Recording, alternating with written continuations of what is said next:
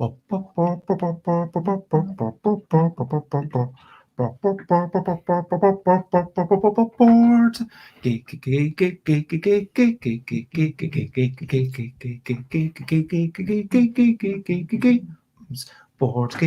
board games. We might be talking about board games, board games. I'm not gonna shout. I am starting off this streaming with a little bit of singing, and I'm in the house of Alan and Charlie Paull. Alan is of moderate height and is not exceptionally tall. Thankfully, we have managed to walk without having had a fall. We walked around and we saw the fields but did not see them all because there's lots of fields. Board games is what we might be talking about. Board games. I'm not going to shout. Hello and good morning, good afternoon, good whatever it is, wherever you are. And I am with Alan Paull. We are in War Boys. And Bez, welcome to our home. Oh, thank you very much. I've been here For quite a while. But I thought a formal welcome since we are, we're online and things. So I can see out of our window. You can see out our window the water tower. Yes, it's all nice. Overcast. We can still see the water tower. We couldn't earlier on today, but we can see it's 700 meters away. So we can see about 700 meters because it's a bit foggy. So yes, this is of course Essen weekend. I've been looking at a lot of the Instagram pictures. It looks very exciting. It looks like there's great stuff, and we're both kind of represented there because Vegard's taken some copies of the original Wibble++, and also my new game got a special printing in the EU, and you've also got someone representing you there as well. Well, some of our games are there because they're German editions with frosted games, but we haven't actually got anybody directly representing us. But it's kind of like they've taken some copies of your games, right? I mean, it's like Vegard has some copies of my games at their stands. It's not like they are just there for me. It's like some copies of my game are at their stands. I'm maybe a bit overblowing it. Yeah, well, yes, we decided not to go this year, but we'll definitely go. Definitely go next year. But there's a few people from the UK which we've heard from. I've been watching, whereas you've got people representing you. I've been watching Paul Grogan's video diaries of Essen. He's done well. If you know Paul Grogan, you'll realise he seems to stress his body out with not very much sleep. So at the end of every day, he's doing up to like 3/4 of an hour, 50 minutes of video diary, and it's quite interesting. Hello Timmy, it is lovely to see you, and I hope you are generally well. So let us know what you have been up to and how you're doing. Let us go to the first section, which is recent highlights, living life and seeing the sights, recent highlights, playing games and other delights. So yesterday I went line dancing. That was a lot of fun. Have you ever been line dancing, Alan? I actually have been line dancing. Yes, I. Is that partially because Charlie talked you into it? Yes, pretty much. I think I was line dancing. Yeah, okay. Charlie says yes. It was definitely because Charlie. But it was. I went line dancing for a couple of years, and then I thought, I got to a certain level, and I suddenly found my feet didn't really know what they were doing in the more complicated dances. So I thought, I either have to do a lot more of it to get my brain to work properly with dancing, or stop because I was going to be left alternatively, behind. you can just be okay with it. Well, maybe you can be okay with getting it wrong and just take joy in the fact that you're moving. And sometimes your body, I quite enjoyed moving and doing that shimmying or spinning around, or that bit I kind of felt like I got that tiny bit right, and celebrate your small moments. I felt I was being a bit more frustrated. There was at least 2 seconds where I was doing it exactly correct. Well done. Excellent. Yes. I mean, snippets like just here and there. You're definitely more of a dancer than I am, Bez, I have to say. And Charlie is definitely more of a dancer. I'd rather be, if we're doing dancing or something, I'd rather be somebody who's like playing an instrument that people have been dancing to. But that was really nice fun. Oh, what else? Oh, there was cheese. There was really nice cheese. There was really nice cheese. Oh, yes. Charlie had made some wonderful, delicious food. Then we played Root. Yes. We had the cats versus the Woodland Alliance versus the birds, and I was teaching, and I did a terrible job of playing. And so with the birds, I went into turmoil 4 times, and we had the advantage that Bez were trying to teach and play at the same time, which is definitely an advantage to everybody else. This is my first game with Root, though, and I really enjoyed it. It was and you managed to win with the dominance cards as the cats. Yes. That was somewhat unexpected. I suddenly realized, oh, hang on a minute, I can use that dominance card there and probably win. And I should have watched out for that, because you were amassing the forces. I thought that I might be able to get the dominance of the 2 corners, but I was kind of collapsing, and then I was It was very interesting. I promised not to mention the C word, which is not that C word. It's the one that ends in counterinsurgency. But I promised Charlie never to mention that again, so forget you ever heard that. Okay, so I think it's we'll see how we're feeling today, but we may or may not play it again. And we had a lovely walk, went through the fields, and then we played a couple of games, depending on how you count. Yes. We played Circle of Doom, as I'm calling it. Yes, this is our, but not now. And hello, Jess. It is lovely to see you, Jess. And hello, Rob. It is lovely to see you. I hope that you're generally well. And Jess, this is Alan Paull. Hi, Jess. And Charlie Paull, it does not wish to be on the screen. No, she's doing some work for me at the moment. She's working hard, so don't distract her. Well, because I should say that one of the games we played was our that is Surprise Day Games' latest Pocket Campaign series game, which we're developing at the moment, currently called War of the Three Sanchos. And it's got a map which we, for prototyping purposes, lifted it off the internet, and it's, I think, what was the word that Charlie used to describe it? Was it unplayable? Something like that. The map. It was problematic. Problematic. It was hard. It was hard to interpret. Yeah. I mean, it's fine having something that's ugly when you're playtesting, but I think that it at least needs to be clear. Yeah, it did. Yes, being ugly is okay, but the boundaries of clarity. There were parts of the territory that were meant to be clearly different, but they were exactly the same color. Yeah. And there wasn't like a thick border line between them. And so both Charlie and I had to ask multiple times, is this part of this territory? Or this is the trouble, because mainly we played it, Dave Mortimer and I, who have been developing this game, we mainly played it together. So we knew what was going on, but other people. If only you knew a graphic designer, Alan, jokes Rob. Yeah. Knowing that, of course, Charlie Paull, for those who don't know, is a wonderful artist, graphic designer. Charlie is at the moment doing, look at that, Navarra.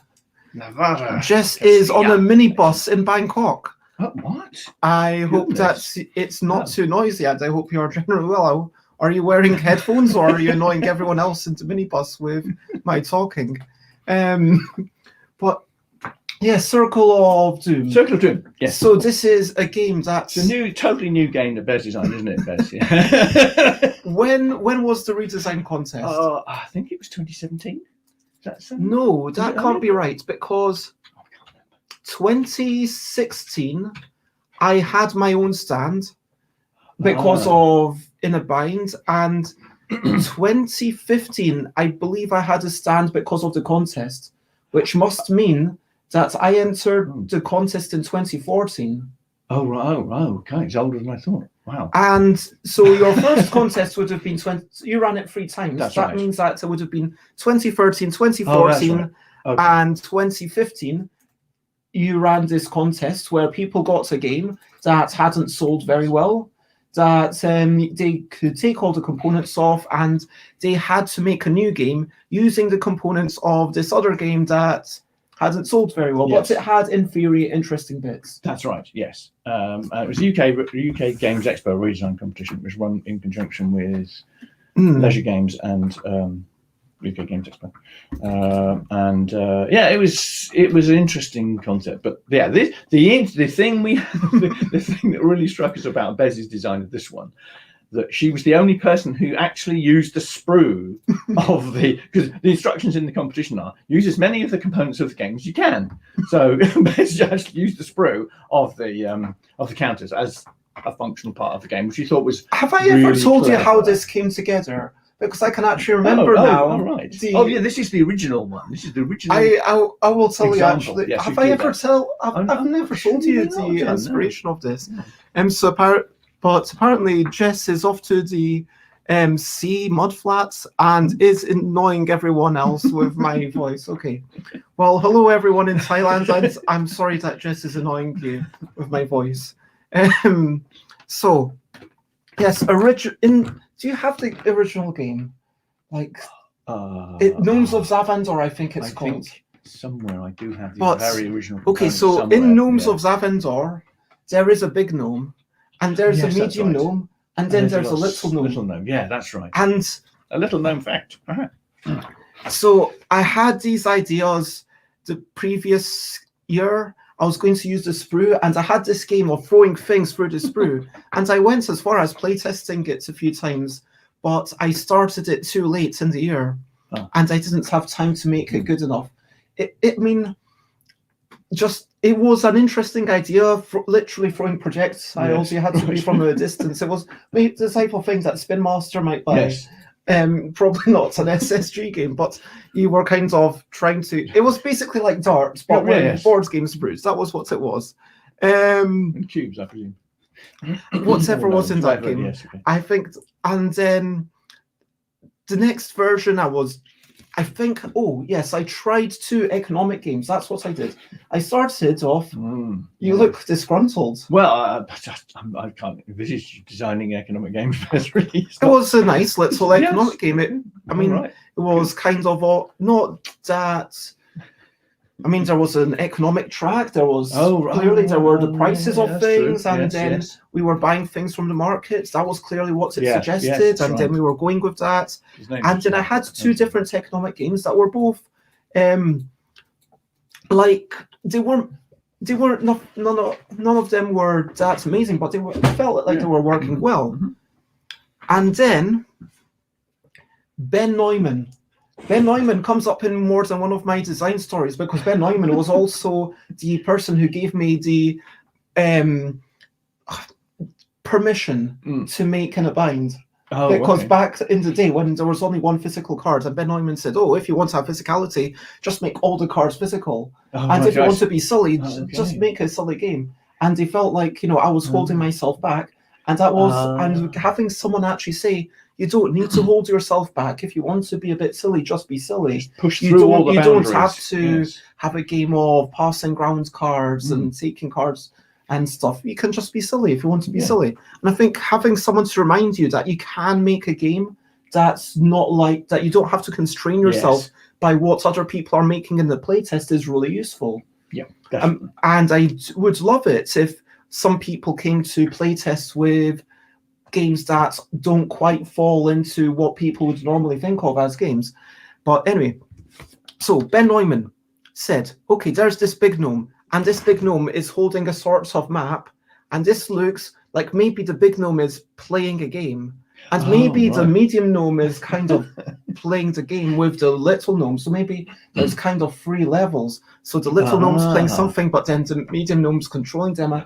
And then that was kind of a really nice spitball, and just, that could work. And then it was like, okay, how can we do this? Okay, we have, and I don't remember how I got from there to here, but it was like, okay. It was a long time. This is 8 directions, as you can see, and then where's this character now? There's no longer the original gnomes. Originally, it used to be called Yo Dog, I heard you like moving gnomes. So move a gnome, to move a gnome, to move a gnome, to maybe remove a tile. Yeah, that's right. So it tells you exactly what the game's about. And you don't need a description on the bottom, a little paragraph description. That's what the name is. And then this little shaman moves around here, and then this direction shows where another piece moves around on a grid. And on the grid, this was originally done by the. Originally, I was constraining myself by the pieces, but then Brett and everyone said, "Oh, now you've shown that you've done it with the pieces. Now, if you want to make the numbers better." Gnomes of Savandor had square terrain tiles, didn't it? I think it did kind of work, but the numbers were all wrong. Yes. And then I started, playing with the no place like gnome. I just got that pun. It took me quite a while. It's been sitting there. And Timmy, I hope you enjoy your tea. I hope you enjoy your chamomile tea.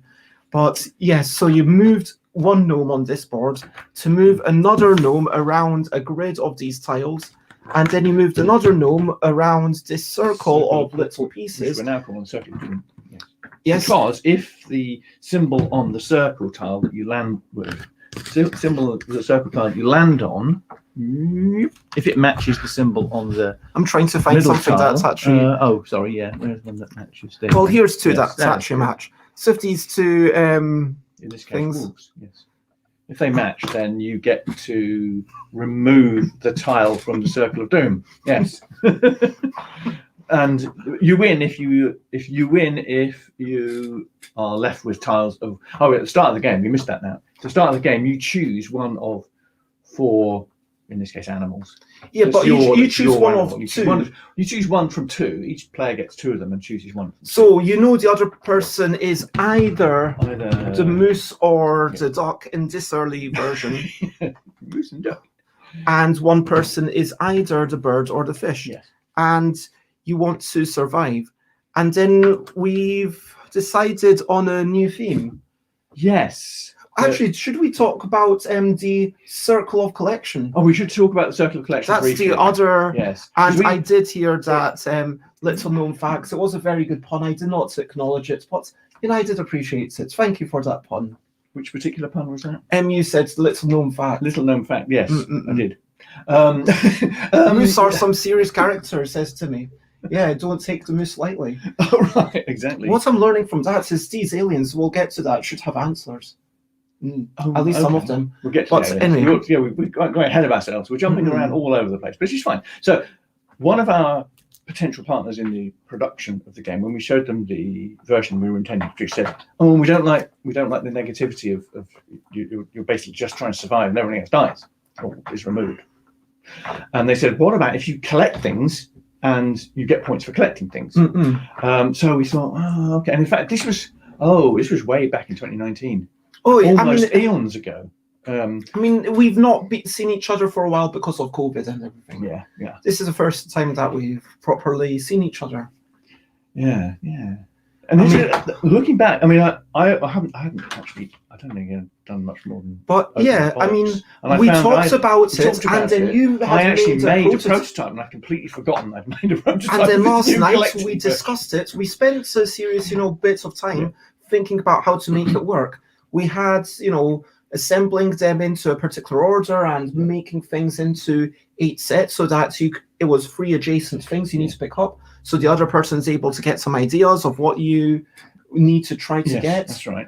But it just didn't feel. I think it could have worked if we redesigned it completely, but it would almost be like a spin-off game. Yeah, totally different game. It just didn't have that kind of almost unidentifiable spark.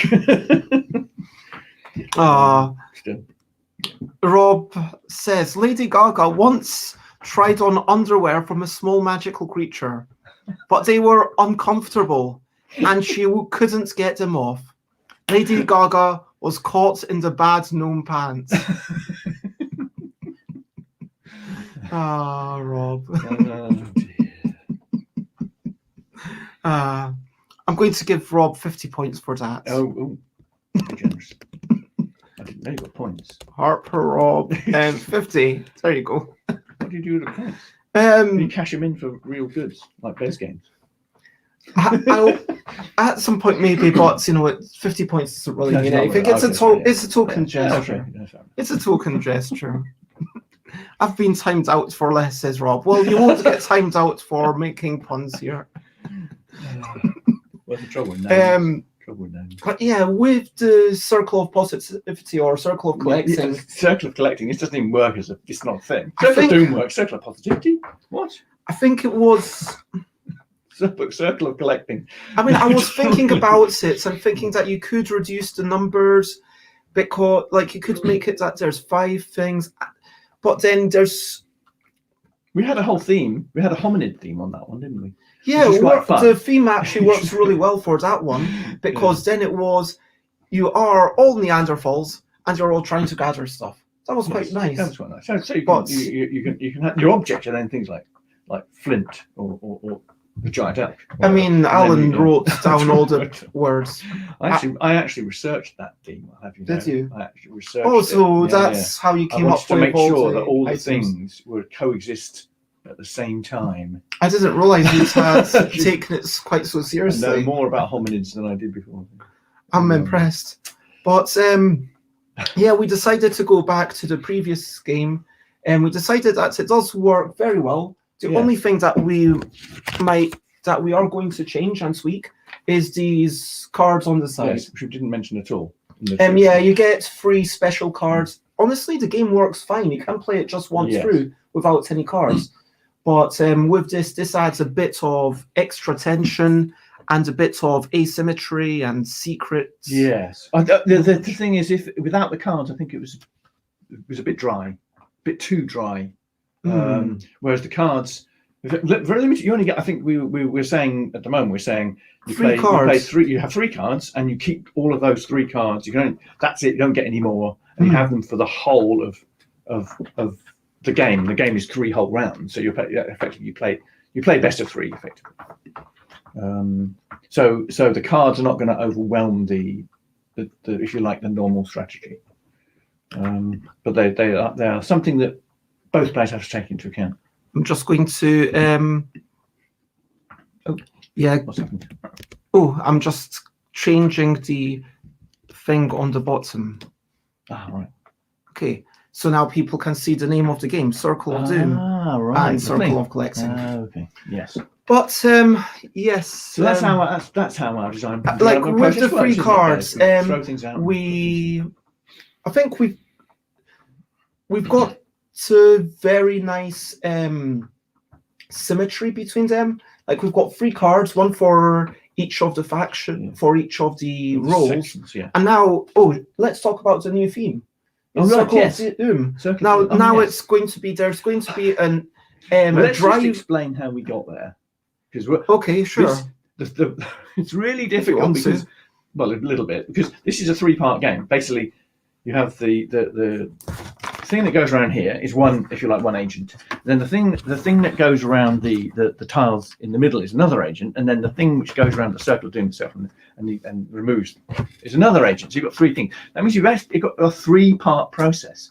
But working out what things really work as a 3-part process with something being removed at the end is actually quite tricky. We went through a whole range of things. We went through birds in a forest eating fruit, and that didn't really work. And we had for a long time this game was called Hunter's Pie, which was from Tony Bordell, and that the idea there was that you had.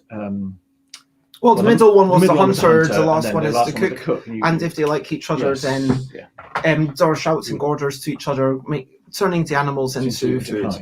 Well, I'm not quite sure that really worked. But anyway. Then Charlie suggested a vaccine thing with viruses and viri. I don't know what the plural of viruses. I thought it was viri. No, it's viruses. Is it definitely? Yeah. Okay, so with viruses, kinds of different strains of viruses trying to survive, because you have to be a thing that's trying to survive. Alan, for a long time, suggested 4 very scientific names. I can't remember what they all are.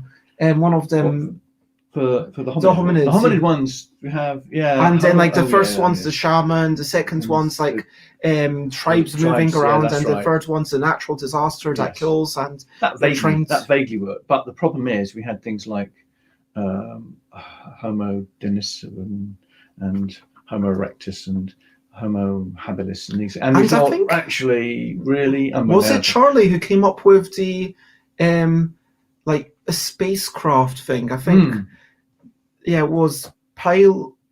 What was It the was first navigate. We Or started off with engineer. We started with engineer, but I think it should be with navigator as well. But originally it was engineer and then pilot, and then gunner. Yeah. And gunner is really interesting, like how the pilot and the gunner need to be. You need to have the pilot there, you need to have the gunner there, and you are one of these alien races or maybe a spaceship and you're trying to survive. Yes. And then we went to, oh, this works really well. What if you have the navigator and then you have the driver and then you have the gunner? So you've got more like a kind of Mad Max alien landscape feel to it. It's basically abstract, but with a nice feel of the theme that you could. And then what we were thinking, this rocky moonscape thing, was like these 4 creatures could be the 4 creatures from a game about wee whimsical creatures and trying to identify them after someone makes noises, and they're just kind of trying to run around trying to survive. And so yes, these poor creatures, and then there's these terrible humanoids who are trying to destroy these creatures. Yeah. So I think that works. Yes. It's going to be a thin theme, but thin but enough to do nice artwork. Enough that it's not completely abstract blocks. You give names to bits. It's not move PC in order to move on to tile subset 1, and if tile subset number 2 matches a tile subset 3, then that's probably the completely dry, really unplayable version. With nothing to remind you what's going on. But yeah, that was basically us, and yeah, that's what we were doing. That's what we've been doing. And I think so. Now you're all up to date. So, questionably quick questions. This is the next section. It's not an interrogation. It's just a questionably quick question section. Questionably quick questions. Okay. And well, before we get there, people feel free to come up with your own questionably quick questions, and I'm going to talk about a brilliant thing. What's a little thing, which is brilliant spectacles. I mean, we've talked about spectacles before, but I mean, you've got multiple spectacles. I was wearing my computer glasses. It gives me the proper range. It's got a specific focal length, so. That's better. I can actually see the screen a bit better now. I just think that just realise, just being able to look over at that water tower. No, I can't. Whereas if I take this off, it's a bit blurry. I take mine off. I can see the window. And just aiding you, kind of. I guess spectacles are kind of like prosthetic eyes in a way. Well, they are, yeah. Like they are brilliant things, I have to say, because if I didn't have them, I don't think I would survive. I would be tripping over things. Could we expand this to artificial human enhancements? Oh, we could. Like, I mean, shoes are kind of like, an artificial human, and clothes. Yeah, this is kind of getting a bit. I think we do need the clothes, especially in this climate. Yeah, I think going back to early hominids. Yeah, we need clothes now that we are relatively hairless. Yeah, but still, I mean, so many people walking around in winter, bare-legged and short sleeves and just. Yeah. Well, apparently we can survive in this climate without clothes. When I was reading about the early hominids, you see, apparently it just means we burn more energy. Well, obviously you wouldn't want to be like in the open in the middle of winter when it's snowing. That's why you want to go to your cave, don't you? Really, and live in the cave somewhere, which would be pretty hard around here because, like, with flat fenland. If you were to walk around without clothes, you would be making a spectacle of yourself. Says Rob. Oh, thank you, Rob. Might have known it. Okay, but yes. I think these are brilliant things. And so, yes, if anyone has any questionably quick questions, then feel free to ask. Yes. Otherwise, I will ask Alan 3 very quick questions. Oh, okay. Okay. Do I have to answer honestly? Is this a truth or dare, or is it just question? No, it's question me quick. Isn't look, if you don't want to answer, you can just say rather not to answer. Try me. Why do you have a phonetic alphabet? Right. That's okay. That's because I have been involved in road watch and speed watch, where we monitor speeding vehicles. Especially, we've got a 30-mile-an-hour limit outside our house, but for much of the time we've been living here, you'd never know it was 30-mile-an-hour limit because Oh, regularly so get you people at use the 50 or 60 phonetic or more alphabet to read out their registrations. Numbers, registration numbers, and we record Okay, those. that makes sense. My next question, because you can ask multiple questions as well. I'm going to go to 3. So quickly, how is Kingmaker? Kingmaker. Well, for those who don't know, I'm redeveloping Kingmaker for Gibson's Games, and it has gone off to Gibson's. So they have. Wait, so has your involvement finished? No, I'm still helping with production. So I'm writing. I'm going to be writing a bit of a brief for the design. But the rules are set in stone. The rules are, well, as much as any game rules are set in stone until it's actually out. Yes, the rules are done. The details of all the components are done. So we haven't done any real artwork yet. We've got the artwork that Charlie and I have done, and it's exciting. Actually, Charlie first rather than me. So that's all, and it's due out sometime next year. There will be a Kickstarter at some point. I don't know exactly when that's going to be because it will depend on how quickly they can get their illustrators and people to work on the product. So Okay, my third question is going to be: what's your favourite game that you've played in the past year that you did not work on? Okay. Well, probably. Let's see, favourite. Well, one I've played the most is probably Combat Commander Europe. Okay. What if you had to say the one that you enjoyed the most or made the most lasting impression on you? I think that is probably Atlantic Chase, which I got relatively recently. And what's that about? Tell us a wee bit about it. World War II game where it's set in the kind of early Battle of the Atlantic. Primarily it's the German surface fleet trying to evade the Royal Navy and the American Navy, and it's got a really, really lovely, innovative hidden movement system in it, which is what I really liked. Impressive to have a new hidden movement system. Why is it innovative? Tell us what's good about it. Okay. Well, in as few words as possible. Typical hidden movement systems use dummy counters and things like that, or umpires. Now, what Atlantic Chase does, it says, well, the whole of the kind of finding a warship in the Atlantic is because you don't know exactly where it is, obviously. But what if you have a line across the sea or the ocean, which is a line of where it might be?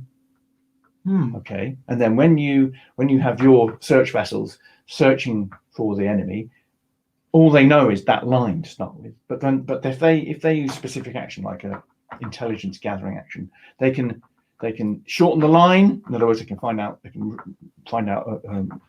more of an area it might be in, or they can even spot it, in which case then you know where it is. So at some point the line collapses to where the actual location of the target is, and then you can attack it. But you can't attack it until you know where it is. So you've got built-in kind of idea of intelligence of where that line is. Kind of like if you're trying to battleships, as a very small section of the game where you're kind of needing to uncover things and probe at them. Yes, but you can see the line. The point is that if you've got a convoy moving, it's a hex-based game. You've got a convoy moving, and the convoy is represented by a series of lines. It could be up to 15 lines, so it could be 15 hexes. That's where the convoy might be, but you don't know where exactly it is. So when the convoy quotes moves, what it's doing is it's shortening its line. So if it moves, it takes like 2 to 4 hexes, 2 to 4 pieces of track off. Oh, so it's moved. The time has passed. It's moved. So because time has passed, you've got more information perhaps about where it actually is, i.e. the line. That is very interesting. Which is really clever. And then you can use air power to locate it. Yeah, I think that I'd have to, really watch a video or something to properly get an idea. It is a complicated concept. And Rob says it scores high Bismarcks all around. Indeed, it certainly does. It's also a game with one of the fullest boxes that I've ever seen. In fact, I've got it here. Rob has a question. It's behind me. There it is. Oh, there it is. You probably can't see. Let me. Here we go. Oh, it's just underneath the UK Games Expo. There we go. That is the game. And if you show the side, that is how thick it is, and it is completely very heavy, crammed full of stuff. There's something like Oh, five booklets of rules and explanations. It's They got a are going separate tutorial Oh. booklet in it, which is very, very useful. That feels it's got very loads dense. and loads of stuff. I'm going to just show that. An unboxing video. There's all these player aids. Wow, there's solo. more solo. player aids. Of course, it's got a solo. British Solitaire scenarios. schedule. It's got map, Some an extra map. It's not the main map. presumably, is it best as a 2-player game? To be honest, Have you only played I it haven't solo? actually played it too bad. I played it solitaire. I think Tutorial and the tutorial. I mean, well, the okay, thing there is, are lots of as you can examples tell to by be how fair, I've tried to explain but that is concept. 54, 55 pages. It's got a lot of new 56. concepts that you have to grasp before you can really play the game. As you can tell by Wow. my feeble explanation. That's the board. Yeah, and so that's 4. No, wait, is that 8 pieces? It's 8, yeah. 8. Okay, so that's going to fold out to be Yeah. 8 times as big as that. That's going to take this entire table, I imagine. Yes. Oh, then that's the proper rule book, which is 62 pages. But it's very, very well laid out. And I thought explained. rule books. I Every, thought it would have to be a lots multiple of of 4. How is that 62? That's a good. Well, wait, it starts on number. Because number one's there, and so it's actually 64 pages. It's a very, very, very good rule book. And some sorts of task displays. And yes, is this your printing? That's my printing of the original counter sheet. Have some counter sheets. Yeah. Oh, and there's I actual counters. Yeah.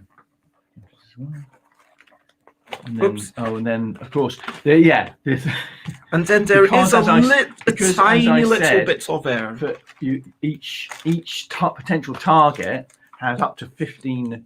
It has up to 15 track pieces effectively, and a piece which indicates where it actually is.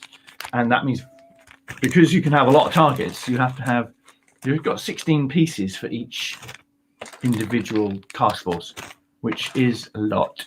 And I guess you need to know what double lines mean and single lines. That's just to different identify types of ships each and task force. Yeah. So.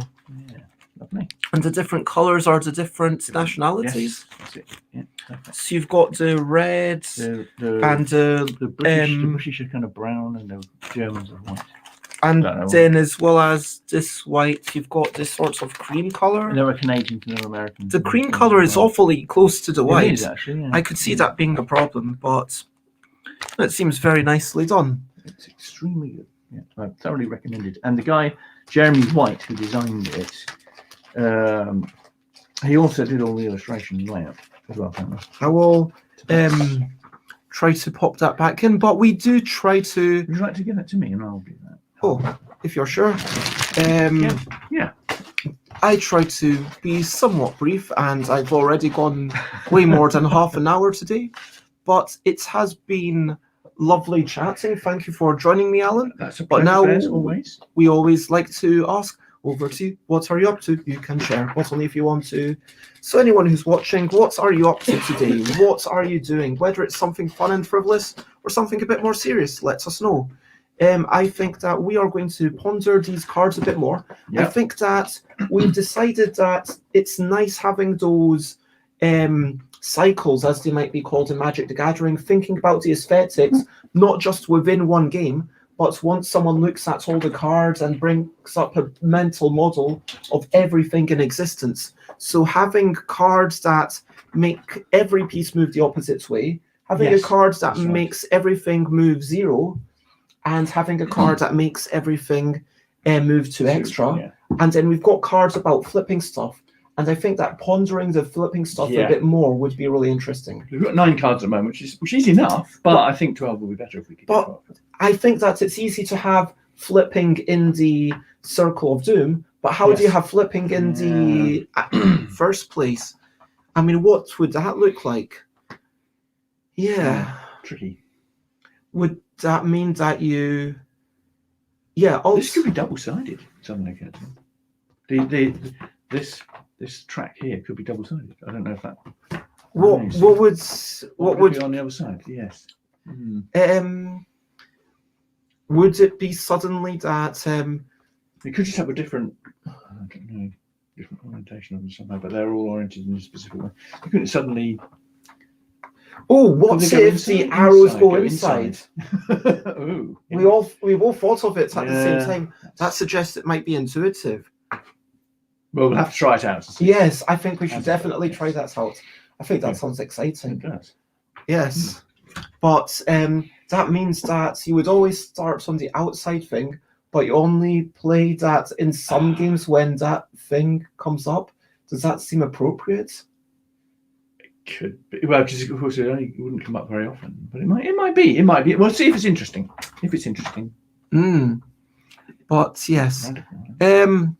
Timmy is just having a lie down, and I know that it's very early where you are, so lots of love, and I hope you are generally okay. Rob Harper is apparently planning to make chutney today. Ooh. Need to get started very soon. What kind of chutney? But that sounds lovely. I hope you have a good day of it. Had some nice breads this morning. So, yeah, I think, we're going to do that. We're going to have a bit of a walk later Hopefully on. It'll be a bit brighter later. Yeah. But yeah, I think we've got time to do bits of things. Jess is apparently now in the pub and is apparently going to have a bit of a... It's a bit early for us. I mean, it is in Bangkok, so yes. it is like 5:43. Right, fair enough. And apparently it's an English-themed pub. Oh, wow. It's cosy and English. So you can have a proper warm beer. Oh, no, it's okay. That's the review of this place. It's okay. I mean, so... Jess is alone. I'm sorry to hear. Oh, not annoying anyone. Rob says we have a lot of cooking apples to use up, so that plus whatever else we have lying around. Well, we have a lot of apples to use as well, actually, but Charlie doesn't make chutney because Charlie doesn't do vinegar. Oh, although I suppose you can make chutney. Can you make chutney without vinegar? Probably. I don't know. I mean, Charlie would be the expert. Are we allowed? Charlie doesn't know. Anyway, Jess is having roast dinner and is happy to be alone. Nice, very good. But I hope that you're all very well. And let me recap and wrap up before we finish up. Basically, I think that I enjoyed the line dancing. That was good times. Yeah, I think we enjoyed the walk around the field. Didn't we? That was lovely. We played routes. I think it was just a fantastic day yesterday. And I think, well done to Charlie for kind of keeping us on track. Yeah, and lovely people. Yes, and thank you to both of you for having me in your home. It's been an absolute pleasure. And it's been lovely, and I feel like we've definitely. I'm excited about the inward arrows. Yeah, we better get on with that. And spectacles are brilliant. Yeah, get the juices, the creative juices are going. If you want to check me out, you know where to find me. Stuff by Bez everywhere. I am streaming every day at 10 a.m. UK time. Spread the word if you fancy. I want to say thank you very much, everyone. Thank you, Jess and Timmy and Rob, for being here. And yeah, Jess says, yay for line dancing. And Alan, apparently you seem cool and lovely. Oh, well, thank you very much. I hope you noticed I am today match proper colour. I've got the proper Bez colour on. So yeah, we try. But for now, the only thing left to say is, as always, bye bye bye bye. This is a goodbye song. Bye bye bye bye. Thank you for watching along. Bye bye bye bye. This is the end of the show. Bye bye bye bye. And now it's time to go. Bye bye bye bye. This is a goodbye song. Bye bye bye bye. Thank you for watching along. Bye bye bye bye. This is the end of the show. Bye bye bye bye. And now it's time to go. Bye bye, Jess. Bye bye, Rob. Bye, Jess. Bye, Rob. Bye bye, Timmy. Bye bye. Timmy. Bye. Bye bye.